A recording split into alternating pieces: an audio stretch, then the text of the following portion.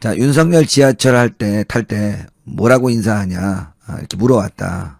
왜 이런 말을 언론에 나가서 하죠? 그냥 안 해도 되는 건데. 자, 어쨌건 이준석이가 최근 윤석열 대선 후보에게 대거 이탈한 청년층과 이 지지율에 관련해서 언제든 방향성만 잘 설정하면 그중에 상당수를 다시 확보할 수 있다, 이렇게 말했어요. 이준석이 이날 라디오에 출연했습니다. MBC에. 우리 당에서 이탈한 20대 지지율 상당수가 안철수 후보, 때로는 허경영 후보로 갔지만 이재명 후보는 가지 않았다면서 이같이 말했어요. 그는 이재명, 윤석열 후보 두 분 다 20에서 10, 요 정도의 지지율을 기록한 조사가 많이 나오는데 나머지 40에서 50은 관망세다. 속도감 있게 빨리 방향성을 잡았으면 좋겠다. 자기가 해야 되는 거 아닙니까? 자기가 해야지 뭐 이거 누가 해. 또 선대본부 내 청년 컨트롤타워 젠더게임 특위를 신설하고 하태경 의원에게 위원장을 맡기는 방안을 거론하면서 권영세 선대본부장과 긴밀히 상의 중이다. 또 자리에 탐하고 있어요. 자리를. 그냥 후보가 알아서 하게 놔두면 되는데 끝까지 연습 문제 계속 주고 있습니다.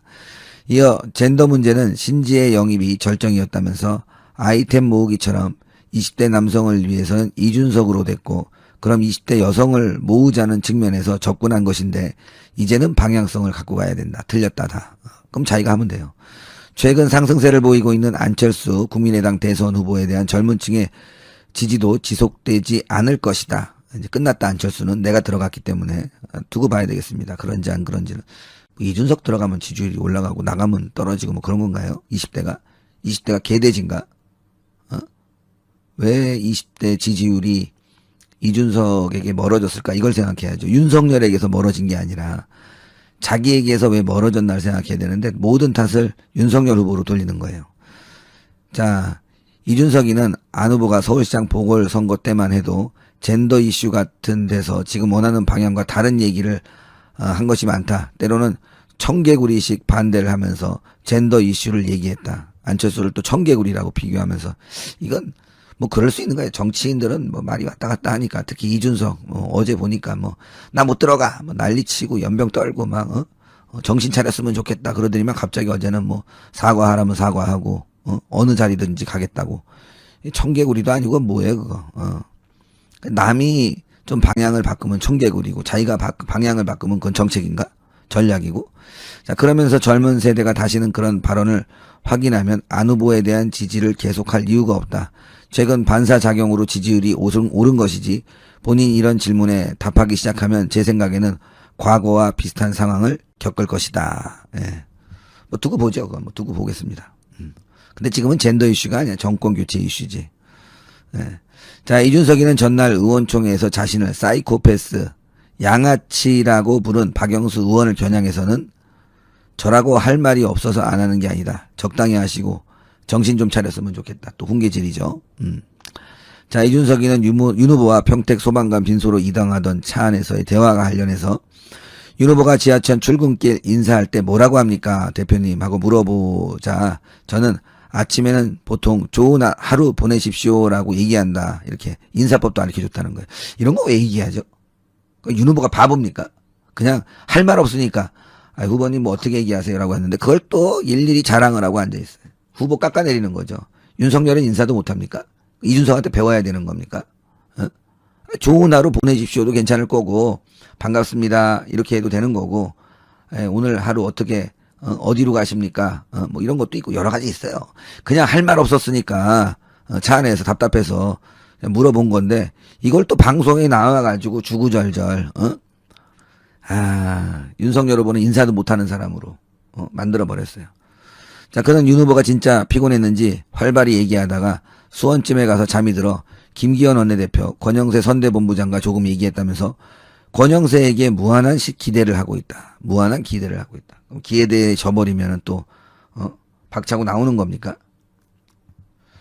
개벌은 남 안 준다고 그대로 가고 있군요. 방송에 나가서 이것저것 떠버리는 거. 정말 한심한데요. 그래도 좀 뭔가 바뀌고 말이죠. 며칠간은 방송에 안 나오고 좀 자중하는 모습을 보여야 되는데 또 방송에 나가서 뭐 선대위 얘기 계속하고 있고 후보 얘기 계속하고 있고 이게 무슨 지지율과 무슨 상관이 있어요. 자, 우리는 20대 지지를 받기 위해서 이런 전략을 세울 겁니다. 이런 방향으로 나갈 겁니다. 이런 정책이 있습니다. 이렇게 얘기해야 되는데 뭐 안철수 후보 뭐 과거에 이랬으니까 그 금방 떨어집니다. 예. 그리고 후보 아침에 지하철 탈 때 인사도 제대로 못 해갖고 제가 가르쳐 줬습니다. 예. 좋은 하루 보내세요. 이렇게 얘기하면 되는데 후보가 아직 어리숙합니다. 그리고 또 이 저한테 사이코패스 양아치라고 한 국회의원들 정신 차리세요. 진짜 개벌은 나만 주는군요. 이게 여러분들 선거에 무슨 도움이 되죠? 이런 인터뷰가. 이 인터뷰가 도움이 됩니까? 자, 안철수가 청개구리다. 뭐 최고위원으로 들어와라. 평론가다. 단일화를 하려고 하는 겁니까? 안 좋은 부분이 있어도 안철수 후보 훌륭합니다. 우리 함께 뭔가 정권 교체를 위해서 생각할 바가 많습니다. 이렇게 점잖고 메시지를 던지는 발언을 해야 되는데 그게 아니에요. 그냥 지가 나오는 대로 뭐 옛날에 이랬는데 안철수 청개구리야 왔다 갔다 해. 안철수가 네 친구냐? 저는 이준석의 이 개버릇 정말 이거 못 고친다고 생각하고 또 하나 어제 얘기를 좀 드리고 싶은 거예요. 어제 후보가 당사에 있다가 김기현 원내대표가 그렇게 부르더라는 거야. 이건 팩트입니다, 여러분들. 제가 취재를 했어요. 자, 이번 첫 번째 뉴스는요. 조금 전에 한국갤럽이 여론조사 결과를 발표했는데요. 윤석열 후보 여전히 뒤지는 걸로 나와 있습니다. 이재명 36, 윤석열 26. 그다음에 안철수 후보가 지금 10% 정도나 펄쩍 뛰어가지고요. 15%가 달하고 있습니다. 심상정은 5%예요. 그리고 이 시간은 말하자면 이 갤럽의 경우에는요. 여러분들 잘 아시다시피 1월 4일에서 6일까지 전화 면접으로 조사한 내용입니다. 그렇기 때문에 오늘이 7일이니까요. 4, 5, 6 제일 업데이트된 여론조사 결과입니다. 시기적으로 보면 우리 국민의힘 내용이 굉장히 심각한 김종인 위원장도 아웃되고 그 다음에 이준석과 윤석열 간의 이 갈등이 최고 정점을 찍은 시기에 이루어졌다라는 점을 볼 때 이런 점을 한번 감안하시면 이게 거의 최악의 지표가 아니겠느냐 이런 생각이 들어요. 자, 그래서 여기에서 보면 안철수 후보 그러니까 12월 17일 조사했을 때 3주 전에 안철수 후보 5%였었는데요. 15%에서 10%나 껑충 뛰어가지고 갤럽에서 처음으로 10%를 지금 기록하고 있고요. 윤석열 후보는 무려 9%가 지금 빠지고 있어요. 특히 20대를 보면 이재명은 24%, 그 다음에 안철수가 23%입니다. 이 둘이서 말하자면 투 강을 형성하고 있고 윤석열과 심상정은 각각 10%입니다. 그리고 30대에서는 이재명이 35, 그 다음에 윤석열과 안철수는 19와 18로 비슷해요. 그리고 심상정 7%입니다. 그리고 안철수 후보가 40대, 50대, 60대에서도요. 11 내지 15%를 점하고 있고 지역별로도 이 안철수 대구 경북 18, 서울 14, 호남권 14, 전 지역에서 14에서 18 정도로 10%대의 안정적 지지를 확보하고 있습니다. 그리고 이제 특이한 것은요. 이 호감도를 평가해 보니까 안철수가 1등이에요. 안철수 38. 그 다음에 이게 이해가 안 가는데 어떻게 이재명이가 36%입니다. 심상정 30. 그리고 이게 호감도 윤석열 후보가 지금 너무 낮아요. 25. 그래서 이 호감도 변화를 보면 11월 셋째 주 조사에 비해서 안철수 후보의 경우 호감도가 25에서 38로 13%나 벌쩍 뛰었고 윤석열 후보는 37에서 25로 12%가 하락했어요. 그리고 이 선거할 때 과연 어떤 요소를 가장 중시할 것이냐를 보니까 능력과 경험을 30%, 정책 공약 24%, 도덕성이 19%예요. 그리고 소통 화합이 15%, 정당이 5%입니다. 자, 그래서 이재명을 보니까 말이죠. 능력과 경험이 51%예요. 야, 이거 이해할 수 없어요. 그리고 윤석열 후보 지지자의 경우에는 도덕성이 17%, 안성열 후보는 도덕성이 28%로 가장 중요한 영향을 주고 있고 심상정의 경우에는 정책과 공약 면에서 높은 점수를 받고 있네요. 31%입니다. 그리고 민주당은 34, 국민의힘 29, 무당층이 24%나 되는데 12월 셋째 주 조사에 비해서 국민의힘은 4%가 하락, 민주당은 3%가 상승 국면입니다. 자, 이렇게 보면 이렇게 하다 보니까요. 이 단일화 문제가 이제 굉장히 중요한 뭐라고 그럴까요? 이 정치권의 핫 이슈가 되고 있습니다. 그래서 이 단일화 문제에 관해서는 제가 별도로 말이죠. 별도로 분석 평가는 이 방송을 하도록 하겠습니다. 오늘 오후에 내놓도록 하겠고요. 그래서 어제 KBS 뉴스에서 안철수 후보 이 단일화 필요하지 않다는 분들도 많고 필요하다는 분들도 물론 많은데 뭐라고 그럴까요? 그런 의미에서 뭐라고 하냐면 국민들께서는 이 가족 문제, 도덕성 문제, 비전 문제, 글로벌 시각, 그리고 문제 해결 역량 이런 거를 가지고 종합적으로 평가할 것이다. 그리고 이 단일화 문제를 가지고 윤석열 후보가 만나자고 하면 만나겠다. 그래서 정치인들끼리 만나자고 하면 만날 수는 있는데 거기서 협의를 하느냐 안 하느냐는 또 다른 문제다. 밥만 먹고 헤어질 수도 있다. 그래서 이 얘기는요. 그동안에 뭐 일체 나는 지금 완주하러 나왔지 절대 단일화 안 한다. 이런 입장에서 다소간 결이 다른 그런 해석이 가능한 대목이다. 이렇게 보여지고 있고요. 자, 이렇게 여론의 이 급변 추세와 관련해서 이 박용진 의원님은요, 이 방금 전에 열렸던 민주당 선대위 본부장단 회의에서 뭐라고 했냐면, 지금 이 야권이 이제 봉합이 돼서 단일화 쓰나미가 밀려올 가능성이 굉장히 크다. 지극히 위험한 상황이 되고 있다. 이러한 경고의 메시지를 냈어요. 그러면서 국민의힘 내부 자정지단과 지각변동이 만든 에너지가 단일화 쓰나미가 돼서 우리에게 밀려올 수 있는 지극히 위험한 상황이고 이럴 때일수록 우리는 겸손해야 한다. 예, 그리고 선거라는 게 묘해가지고 언론과 유권자들이 잘하는 후보를 바라기보다는 헛발질하는 후보 그리고 집안 싸움하는 당을 쳐다봐야 된다. 그래서 오히려 이 국민의힘 자중질환이 일어나다 보니까 이 뉴스 보도량과 SN 언급량이 굉장히 국민의힘 쪽으로 치우쳐가지고 이재명 쪽 비전과 공약이 묻히더라. 그러면서요. 국민의힘이 조금만 정신 차려도 유권자들은 저들이 잘나졌다고 볼 수 있는데 이럴 때일수록 겸손하고 청년과 미래를 봐야 하고 대한민국의 미래를 얘기해야 한다. 그러면서 상대를 향한 조롱과 비아냥은 금물이다. 이런 입장을 내놓고 있고요. 어젯밤에 국민의힘 봉합이 됐는데 여기에서 아직까지 민주당에서 공식 논평을 지금 내놓지 않고 있어요. 이거를 우리가 염두에 두고 대응 방향을 짜야 되겠다. 그래서 민주당 쪽에서 나오는 얘기를 보면요. 근본적인 시스템 개선이 아니라 일시적 봉합으로 보이는데 당 차원에서 공식적으로 언급할 필요는 없다. 그리고 또 굳이 상대당 호재를 언급해서 띄워줄 이유가 없지 않느냐. 이러한 지금 반응이 나오고 있다고 합니다. 자, 이러는 상황에서 말이죠.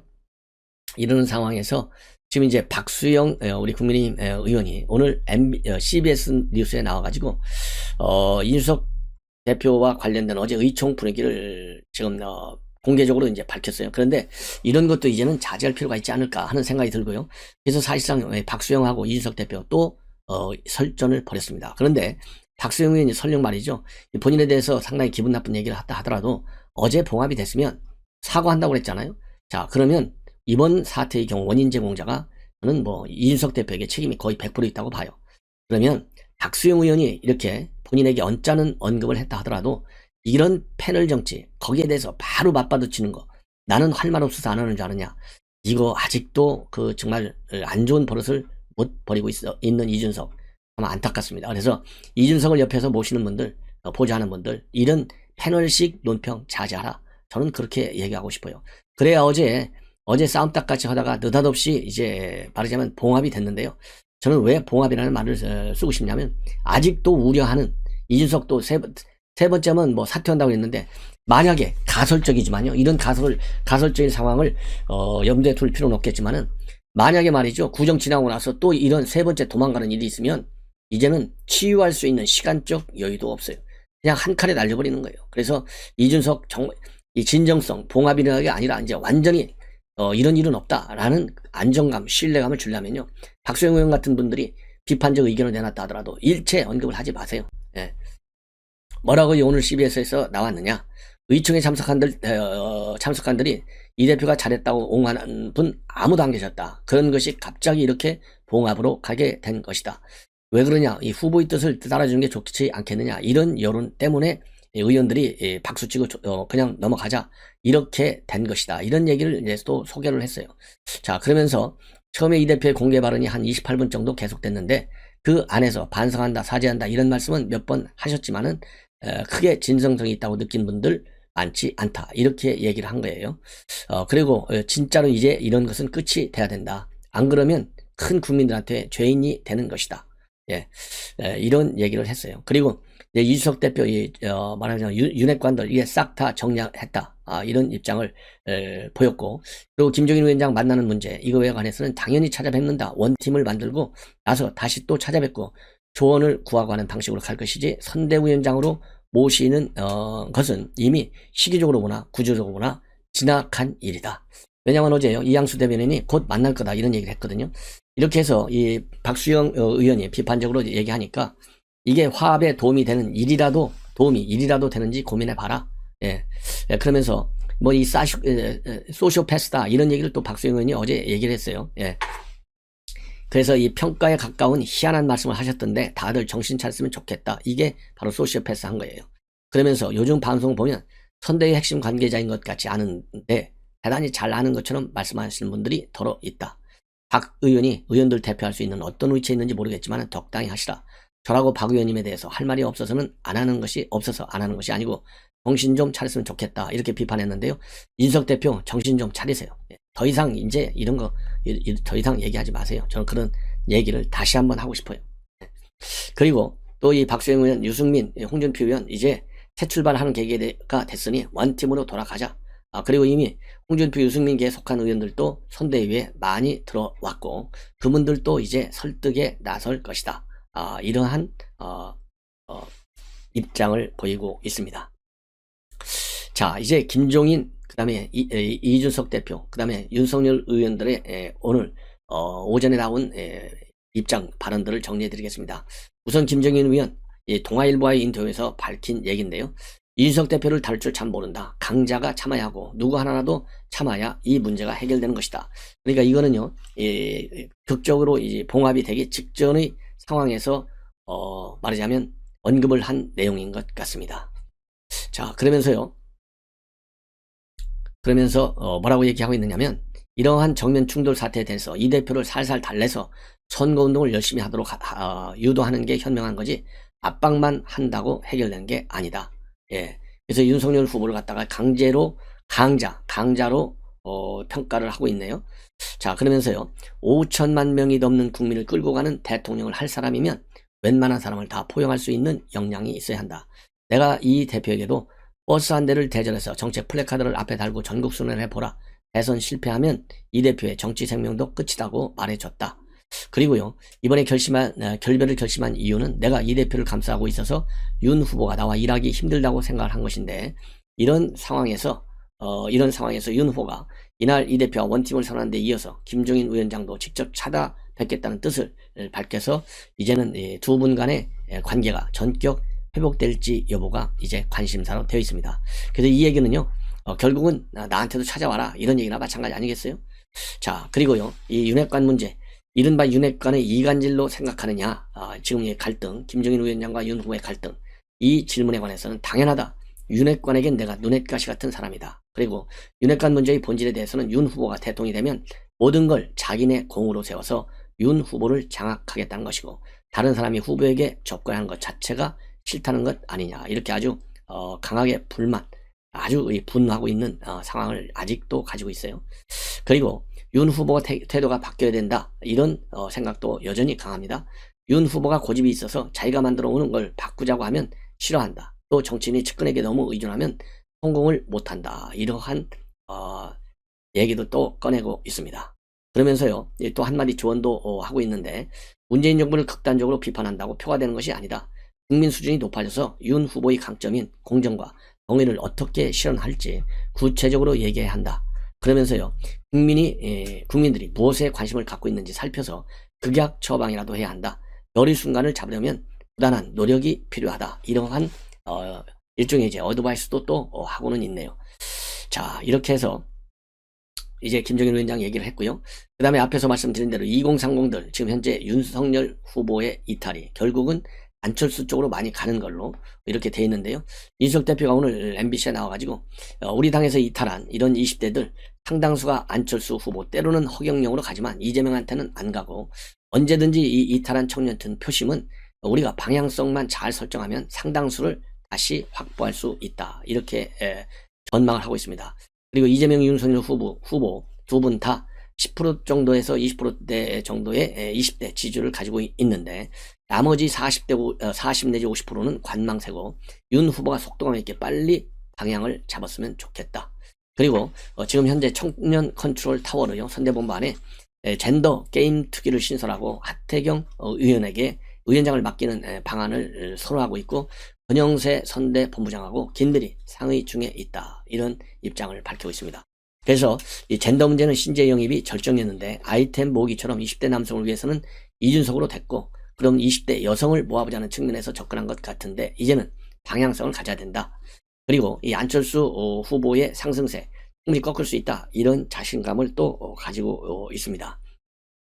뭐라고 얘기하냐면 안 후보가 서울시장 보궐선거 때만 해도 젠더 이슈 같은 데서 지금 원하는 방향과 다른 얘기를 한 것이 아주 많은데 때로는 청개구리식 반대를 하면서 젠더 이슈를 이야기도 했다. 그리고 젊은 세대가 다시 그런 발언을 확인하면 안 후보에 대한 지지를 지속할 이유가 없고, 최근 반사장육 때문에 지지율이 오른 것이지 본인이 이런 질문에 답하기 시작하면 제 생각에는 과거와 비슷한 상황을 겪을 것이다. 저기에 다운된다는 것이죠.